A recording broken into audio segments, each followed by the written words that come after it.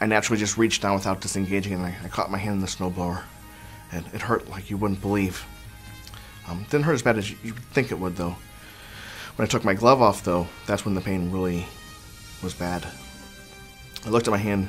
It looked horrible. My fingers were pretty much removed. They were virtually gone. At that time, I went in my house, wrapped it up with a towel. I was going to call 911 for my house, but since nobody was home, I went to my neighbors. They took me to an outside facility. And they gave me a very bleak prognosis. They told me basically that they were going to have to amputate my fingers. I wanted to get another opinion, so I called some of my friends, and they recommended Dr. Kramer.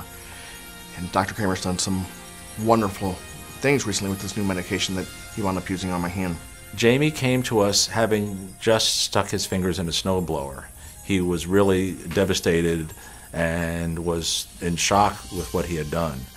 We looked at the depth of his wounds, and the consideration for most people was to shorten his finger at least by one joint of the finger. So we applied the powder to see how well it would heal. We pinned his fractures, and then waiting 10 days to go back and look at it, he really had done quite well. These would have been very painful wounds had we done the serial dressing treatment, plus there was a cavity we were treating and not just the surface of a fingertip. So he had different management, but it worked very well. As we've talked about, you have lost the tendons because they were just destroyed.